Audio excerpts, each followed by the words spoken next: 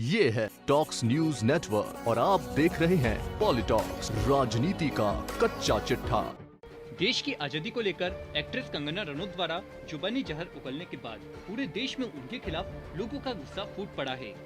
कई राज्यों में एक्ट्रेस के खिलाफ केस हुए और दर्जनों शिकायतें दर्ज हुई है, तो सोशल मीडिया पर लोग जमकर भड़ास निकालने में लगे हुए हैं। इसी कड़ी में अब शिवसेना ने शनिवार को पार्टी के मुखपत्र सामना की संपादकीय में एक्ट्रेस के साथ भारतीय जनता पार्टी और एनसीपी अधिकारी समीर वानखेड़े पर भी जमकर निशाना साधा है। शिवसेना ने लिखा है कि कंगना बेन रनौत ने एक बड़ा बम फोड़ा है, इससे भाजपा का नकली राष्ट्रवाद बिखर गया है। शिवसेना ने लिखा कि कंगना को एक आने की भांग पी ढेरों कल्पनाएं सूझने लगती है। शिवसेना के मुखपत्र सामना में लिखा है कि स्वतंत्रता संग्राम के क्रांतिकारियों का इतना भयंकर अपमान कभी किसी ने नहीं किया था। कंगना बेन को हाल ही में सर्वोच्च नागरिक सम्मान पद्मश्री से सम्मानित किया गया है। इससे पहले ये सम्मान हिंदुस्तानी स्वतंत्रता संग्राम में हिस्सा लेने वाले वीरों को भी मिला है। उन्हीं वीरों का अपमान करने वाली कंगना बेन को भी ऐसे ही सर्वोच्च नागरिक पुरस्कार से सम्मानित किया जाना यह देश का दुर्भाग्य है। सामना में आगे लिखा है कि कंगना बेन ने इससे पहले महात्मा गांधी का भी अपमान किया था। कंगना का नाथूराम प्रेम उबाल मारता रहता है। उनके चिल्लाने की ओर आमतौर पर कोई ज्यादा ध्यान नहीं देता। एक आने की भांग पी ली तो ढेरों कल्पनाएं सूझने लगती है, ऐसा एक बार तिलक ने कहा था। कंगना बेन के मामले में तिलक की बातें 100% सही सिद्ध होती है।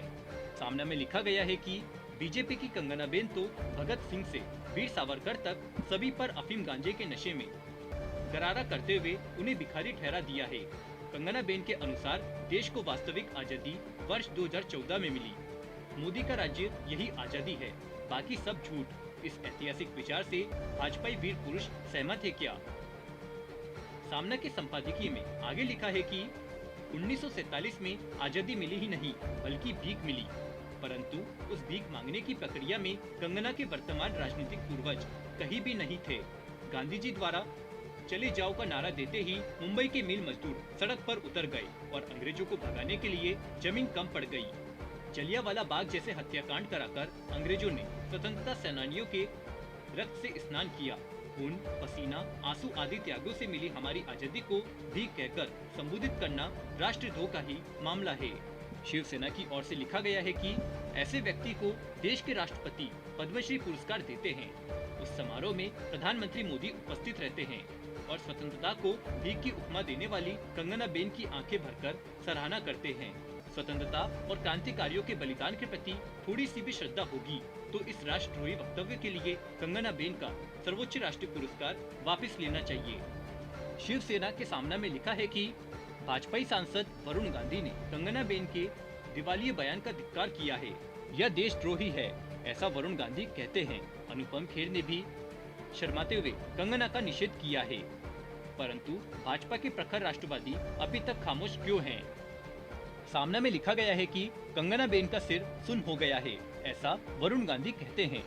किस कारण से वह बहरी हुई है, यह एनसीपी के अफसर समीर वानखेड़े ही पूछ सकते हैं, परंतु मोदी सरकार का सिर भी उसी कारण से बहरा नहीं हुआ होगा। तो इस देशद्रोह के लिए कंगना बेन के सभी राष्ट्रीय पुरस्कार वे वापस लेंगे। वीरों की स्वतंत्रता का अपमान देश कभी बर्दाश्त नहीं करेगा। आपको बता दे, सोशल मीडिया पर वायरल हुई 24 सेकंड की एक क्लिप में कंगना रनौत को कहते सुना जा सकता है कि 1947 में आजादी नहीं बल्कि भीख मिली थी और जो आजादी मिली है वह 2014 में मिली। कंगना पिछले दिनों एक समाचार चैनल के एक कार्यक्रम में बोल रही थी और उनकी इस टिप्पणी के बाद मौके पर मौजूद कुछ लोगों ने तालियां भी बजाई थी।